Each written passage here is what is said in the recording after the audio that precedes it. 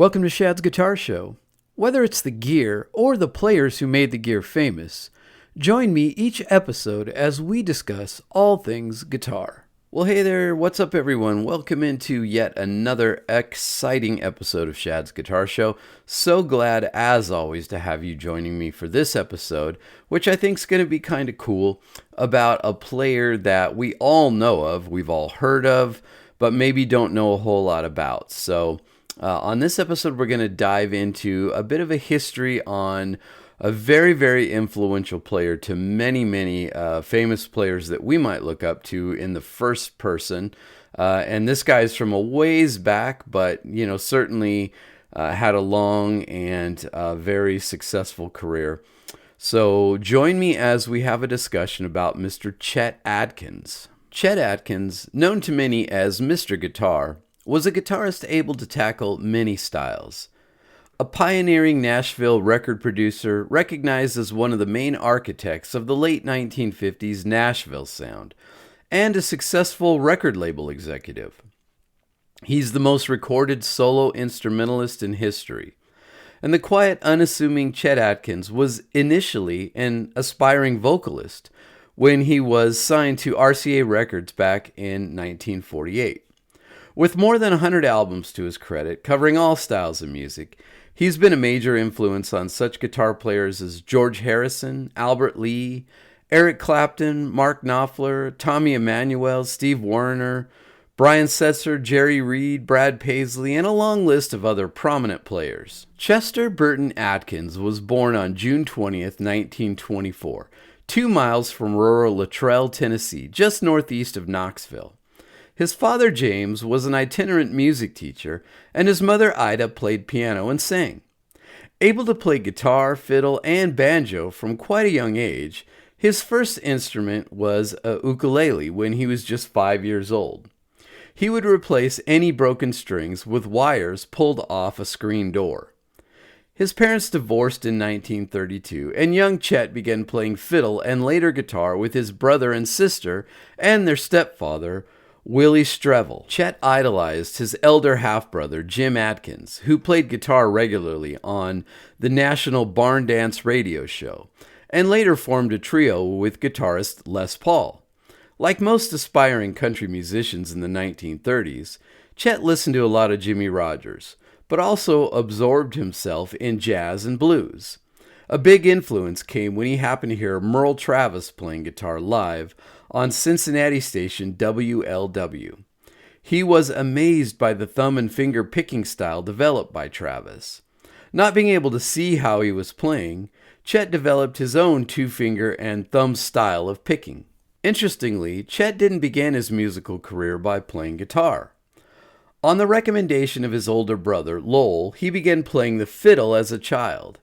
He got his first job at 17 playing with a radio station orchestra in Knoxville. A year later, he toured with Archie Campbell and Bill Carlisle playing fiddle and guitar. When radio WNOX's Lowell Blanchard heard Chet's guitar playing, he put him on the station's daily barn dance show, Midday Merry-Go-Round.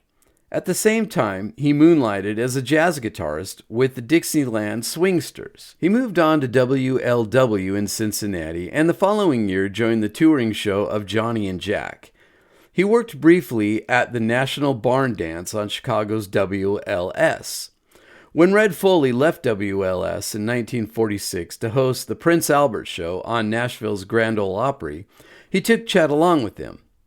That same year, he recorded with Wally Fowler's Georgia Clodhoppers on Capitol and made his first solo recording, Guitar Blues, for Bullet Records. He went on to work at other radio stations around the country, but was frequently fired on account of his unorthodox style.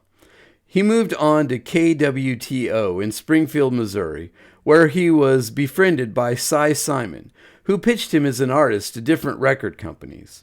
After the station fired him because his playing was too polished for hillbilly music, Steve Shawls of RCA Victor signed him to a recording contract as a singer and guitarist. By this time, he was working with Maybelle Carter and the Carter Sisters and had moved to Nashville. Possessing a pleasant, jazzy voice, initially, he cut mainly vocal tracks, all of which failed to make any real impression. But soon his guitar work was beginning to take over for his vocals, and he was being used increasingly as a session player.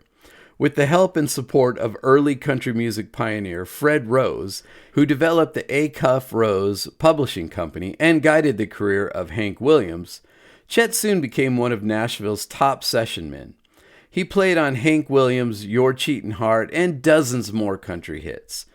His guitar instrumentals were being released on a regular basis by RCA, and Steve Sholes began grooming him to supervise in the studio. He scored his first country hit as Chet Atkins and his Gallopin' Guitar with Mr. Sandman in 1955. By this time, he had become a regular on the Grand Ole Opry, and his instrumental albums like Fingerstyle Guitar, Session with Chet Atkins, and Stringin' Along with Chet Atkins were gaining him wide acclaim. Gradually, Chet changed the way country music sounded, first with his guitar, then as a producer and record executive. Sholes was mainly based at RCA's Victor headquarters in New York, and increasingly began relying on Chet to supervise RCA's Nashville recordings. Those early sessions were done with portable recording equipment in rented garages or offices. In 1956, Chet arranged Elvis Presley's first Nashville session, resulting in the massive rock and roll breakthrough hit Heartbreak Hotel. RCA decided to build a recording studio in Nashville, and Sholes made Atkins studio manager when the facility opened in 1957. Given a free hand, he started experimenting and pushing the boundaries. In an effort to keep country music solvent after the rock and roll invasion, he patented slick, pop-tinged recordings, and in a 3-year period between 1957 and 1960 was responsible for such groundbreaking country crossover records as Jim Reeves' Four Walls and He'll Have to Go, Don Gibson's Oh Lonesome Me, and the Everly Brothers' Bye Bye Love. Country records produced by Atkins, Decca's Owen Bradley, and Columbia's Don Law and Frank Jones were all over the pop charts and were referred to as the Nashville Sound. Years later, when asked to describe the Nashville sound, Atkins reached into his pocket and retrieved a small handful of coins and began jingling them around as he replied, "This is the Nashville sound." Some 50-odd years later, very little has changed in the commercial world of Nashville and country music. Chet soon managed all of RCA's Nashville operations and would run the label's office there until 1982. He played a part in the careers of Roy Orbison, the Everly Brothers, Eddie Arnold, Jim Reeves, Floyd Kramer, Bobby Bare, Dottie West, Skeeter Davis, Steve Wariner, and many others. His revolutionary work as a producer and his genre-altering decisions as a record label executive in signing such mavericks as Dolly Parton, Charlie Pride, Willie Nelson, Jerry Reed, and Waylon Jennings are unprecedented, unmatched, and seemingly unsurpassable. Alongside his production and office duties, Atkins also maintained a heavy recording schedule for himself as a world-renowned guitarist. Concentrating mainly on albums, he released such collections as Caribbean Guitar, From Nashville with Love, Guitar Country, In Hollywood, Picks on the Beatles, and Pop Goes the Country, the latter with the Boston Pops Orchestra. Chet was often more adventurous on his own recordings, though never at the expense of the melody. He recorded with Indian sitarist Ravi Shankar in the 1960s, and teamed up with Jerry Reed, Mark Knopfler, Les Paul, Doc Watson, and others for a series of guitar duets. As a guitarist, Chet was without parallel. He played the guitar the way Fred Astaire danced. His fingers glided across the strings and the frets of his instrument so smoothly, so apparently effortlessly, that it seemed easy until you tried to replicate his movements. His intricate fingerstyle picking, in which his thumb supplied a bass line while his fingers created endless variations of melody and harmony, has influenced nearly every guitarist who picked up the instrument for the past 60 years. The Chet Atkins style might have been easy listening, but it was very challenging playing. For 14 years, he won Best Instrumentalist Award in the Cashbox poll. His other awards included the Playboy Magazine Jazz Poll, Guitar Player Magazine Award, and Yamaha Music Award. At 49, he became the youngest to be elected to the Country Music Hall of Fame in 1973. From 1967 to 1988, he was named Instrumentalist of the Year 9 times by the Country Music Association. He also won 14 Grammys, the most recent coming in 1997 for Best Country Instrumental Performance with the song Jam Man, a track from his album Almost Alone. Amongst country artists, only Vince Gill has as many. In 1993, the Grammy-nominated National Academy of Recording Arts and Science presented Chet with its Lifetime Achievement Award in recognition of his peerless fingerstyle guitar technique, his extensive creative legacy documented on more than 100 albums, and his influential work on both sides of the recording console as a primary architect of the Nashville sound. As a performer, he made appearances on almost every major television show of his time. He played the Newport Jazz Festival in 1960 and was invited to play at the White House by President John Kennedy. He performed many concerts with Arthur Fiedler and the Boston Pops, and in the early 1970s toured and recorded with Homer and Jethro under the name the Nashville Strings Band. When Paul McCartney came to Nashville to record, he called Chet and asked him to set up the recording session for him to cut a song his father had written.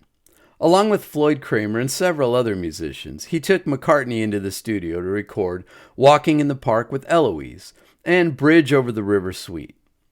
When the hierarchy changed at RCA and the label was resistant to the idea of Chet recording a jazz album, he left the label and signed with Columbia as a solo artist in 1982. The move rejuvenated his career, and his recordings tended to lean more towards jazz and new age.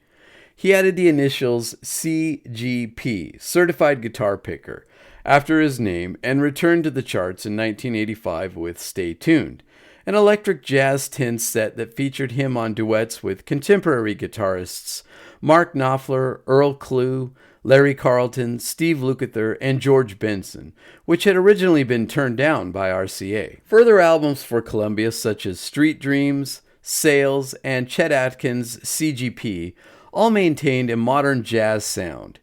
He achieved notable success in 1991 with Neck and Neck, which found him teaming up with Mark Knopfler, who produced the album and also sang. Other artists he recorded with included Australian prodigy Tommy Emmanuel on 1997's The Day Fingerpickers Took Over the World, Susie Bogus on Simpatico, and Algerian Rai singer Cheb Mombi. In 1997, Chet Atkins' Musicians' Day, an annual citywide festival in Nashville, was inaugurated to benefit the Chet Atkins Music Education Fund. Among the musicians who have paid tribute to Chet at the festival are Eddie Arnold, Mark Knopfler, Susie Bogus, the Jordanaires, Travis Tritt, Clint Black, Earl Scruggs, Marty Stewart, Vassar Clemens, Duane Eddy, Vince Gill, and John Fogerty. Chet also had a city street named after him on Music Row, and the bronze statue of him playing guitar with an empty stool next to him was erected in downtown Nashville. Physician and guitarist Jim Coleman, one of Chet's doctors, recorded a tribute album, The Guitar That Made America Great, a 15-song collection that covers such memorable tunes as Mr. Sandman, Cheek to Cheek, Vincent, Waiting for Susie B., and I Still Can't Say Goodbye. Coleman holds the distinction of having played with Chet during his last public performances on June 12, 1998, in Knoxville. In his liner notes, Coleman explains Atkins' connection to each of the songs and explains some of the more exotic tunings. He says he played his tribute album for Chet just a few months before he passed away, and that his response was, "You made a couple of mistakes, but nobody but me would notice." In 2010, Steve Warner, one of Chet Atkins' many protégés, released Steve Warner, CGP, My Tribute to Chet Atkins, a super collection of original tunes written and played in the Atkins style, alongside Warner's own interpretation of the tunes associated with the guitar maestro. To be universally recognized as Mr. Guitar is as high an accomplishment as possible in the country music world. Certainly country music could claim him, But Chet Atkins was no less respected in the realms of rock and roll, folk, jazz, and classical music. And not only did his records sell well all across the world, but Chet also had a huge hand in designing guitars with Gretsch and later Gibson. Chet died at his Nashville home on June 30th, 2001, after long, repeated bouts with cancer. He was survived by his wife of more than 50 years, singer Leona Johnson, whom he said was the only woman he ever dated. They named their daughter Merle after Merle Travis. He always came across as a quiet, thoughtful man. His personality was marked with a dry, deadpan wit that delighted in risque humor and corny gags, and often intimidated new, odd acquaintances. In summing up his career, Chet told the Nashville Network, "I'm not the greatest talent, but I do have originality. I'm a famous guitar player, and I'll admit to that. I'm good, but there are many better players than me. I just happened to get there first." If you enjoyed this episode on the legendary Chet Atkins, make sure to share it with a guitar playing friend. And also, make sure to leave a 5-star rating wherever you're listening to this podcast right now.